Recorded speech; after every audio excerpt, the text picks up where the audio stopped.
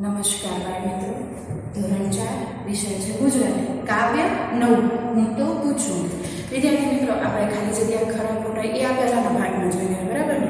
આજે આપણે થોડું વ્યાકરણ જોઈશું. આ વ્યાકરણ પણ તમારે ગુજરાતીની નોટબુકમાં લખવાનું છે. તો ચાલો મારી સાથે આપણે ગુજરાતીનું વ્યાકરણ કરીએ. કાવ્ય 9 હું તો પૂછું, બરાબર?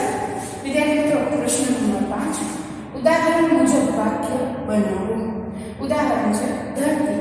હવે આ જો અહીં શબ્દ આપેલા છે ને, શબ્દ પરથી આપણે વાક્ય બનાવવાનું છે.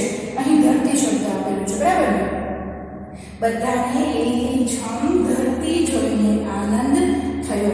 વાક્યમાં ધરતી શબ્દ આવી ગયો આ રીતે. હવે તમારે હું શબ્દ આપું છું, તમારી રીતે વાક્ય બનાવીને નોટબુકમાં લખવાના છે. પહેલો શબ્દ છે પેન્સિલ, ત્યારબાદ રબર, ત્યારબાદ ત્રીજું છે ગાય, ચોથું છે સૂરજ અને પાંચમું છે ઝાડ. બરાબર વિદ્યાર્થી મિત્રો? હવે પ્રશ્ન નંબર 6, નીચેના શબ્દો માટે કાવ્યમાં કયો શબ્દ વપરાયો છે તે શોધીને લખો. વિદ્યાર્થી મિત્રો, અહીં કેટલાક શબ્દો આપેલા છે. એ શબ્દ માટે કાવ્યમાં કયો શબ્દ વપરાયો છે એ આપણે શોધીને લખવાનું છે. પેલું મોર, તો મોર માટે કવિતામાં કયો શબ્દ વપરાયો છે? મોરલો. બીજું છે ગાય, ગાય માટે શું વપરાયું છે? ગાવડી. ત્રીજું છે આકાશ, આકાશ માટે કયો શબ્દ વપરાયો છે? આગલો. ચોથું છે આંબો, આંબા માટે કયો શબ્દ વપરાયો છે? તો કે આંબલો. પાંચમું છે બિલ્લી, બિલ્લી માટે કયો શબ્દ વપરાયો છે? મીંદડી. છઠ્ઠું છે ચંદ્ર, ચંદ્ર માટે કયો શબ્દ વપરાયો છે? ચાંદલો. બરાબર. પ્રશ્ન નંબર 7, નીચેના શબ્દને સાચી જોડણી લખો. વિદ્યાર્થી મિત્રો, અહીં ખોટી જોડણી આપેલી છે, આપણે તે સુધારીને સાચી જોડણી લખવાની છે, બરાબર ને? પહેલું છે મીંદડી. મીંદડીમાં મી દીર્ઘ દ અને ડી અને મી ઉપર અનુસ્વાર છે. પછી છે કૂપળ, કૂપળ નહીં પરંતુ કૂપળ, બરાબર. પછી ત્રીજું છે ચુંદડી, ચુંદડી ઉપર ચ ઉપર અનુસ્વાર, દીર્ઘ ઊંચું દ અને ડી.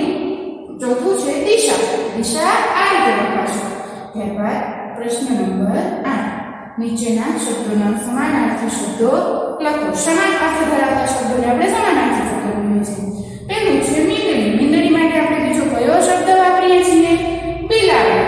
પછી બીજું છે ગાવડી, ગાયનો સમાનાર્થી શબ્દ કયો? ગાવડીનો સમાનાર્થી શબ્દ થશે ગાય. ત્રીજું છે કૂપળ, કૂપળ એટલે કે તાજા ફૂટેલા નવા પાન. ચોથું આગ, આગ એટલે કે આકાશ. બરાબર વિદ્યાર્થી મિત્રો, પ્રશ્ન નંબર 9 જે તમારે તમારી રીતે ગૃહ કાર્યમાં કરવાનું છે. નીચેના શબ્દોને શબ્દકોશના ક્રમમાં ગોઠવો. વિદ્યાર્થી મિત્રો, અહીં કેટલાક આડાઅવળા શબ્દો આપેલા છે જે આપણે ટકાવારીના ક્રમમાં ગોઠવવાના છે. તેમાં પહેલો શબ્દ છે દૂધ, આંખ, થાળી, આગ અને રંગ. બરાબર વિદ્યાર્થી મિત્રો, આ તમને ગૃહ કાર્યમાં કરવાનું છે. અસ્તુ